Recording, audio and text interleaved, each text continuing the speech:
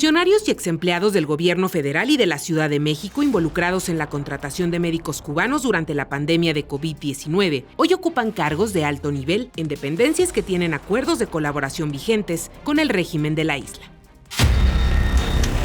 Al menos 7 podrían enfrentar restricciones para entrar a Estados Unidos, luego de que el Departamento de Estado confirmara restricciones de visado a servidores públicos y a sus familias por su vinculación con el programa de misiones médicas que califica de trabajo forzado y explotación de trabajadores cubanos. La medida anunciada en febrero pasado por Marco Rubio comenzó en Centroamérica y en los últimos días se extendió a África y a países como Brasil y Granada.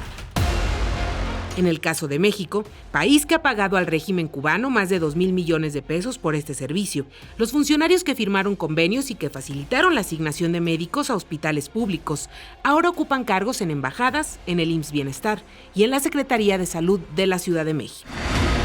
La administración de Donald Trump avanza con las restricciones de visado para funcionarios involucrados en la contratación de médicos cubanos.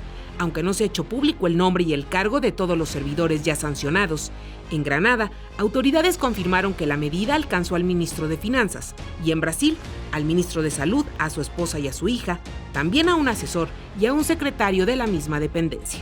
En México estarían en riesgo funcionarios y exfuncionarios federales, así como del gobierno de Clara Brugada en la Ciudad de México.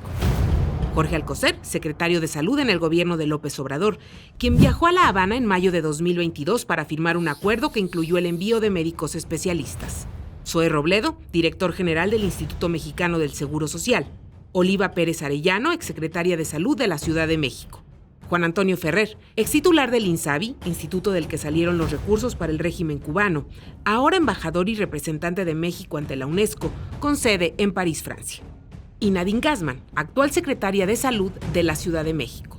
Su esposo, Joaquín Molina Leza, es el médico cubano que se desempeñó como asesor del INSABI y fue pieza clave en los acuerdos entre México y Cuba. Como revelamos en Latinus en junio de 2020, Molina Leza fue denunciado en Estados Unidos por médicos cubanos disidentes que participaron en el programa Más Médicos en Brasil. Lo acusaron de explotación laboral, trabajo forzoso, tráfico de personas e irregularidades en los pagos millonarios que el gobierno brasileño hizo a Cuba por sus servicios.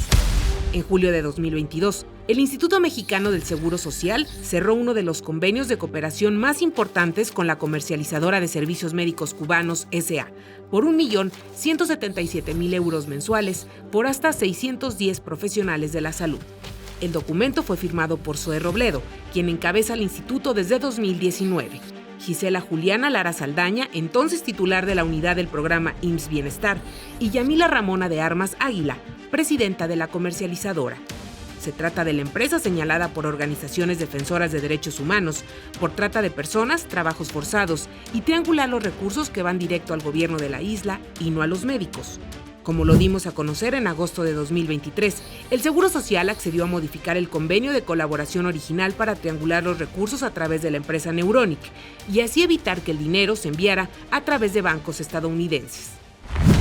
3 meses antes, en abril de 2020, la Secretaría de Salud de la Ciudad de México firmó un acuerdo de cooperación bienal con el Ministerio de Salud de Cuba por más de 135 millones de pesos para que 585 médicos trabajaran en hospitales del gobierno local, entonces encabezado por Claudia Sheinbaum.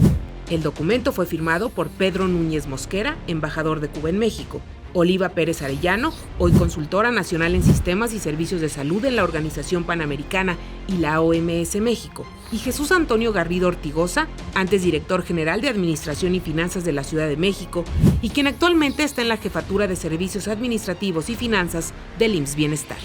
Los acuerdos, que en total superan los 2,000 millones de pesos, comenzaron con López Obrador y continúan en el gobierno de la presidenta Claudia Sheinbaum, quien ha confirmado que las contrataciones seguirán para atender unidades del IMSS Bienestar en zonas remotas. Primero, no es trabajo forzado, ¿no? Bueno, tendría que demostrarse. No vemos ningún problema en eso. Es legal, es abierto y no tiene problema.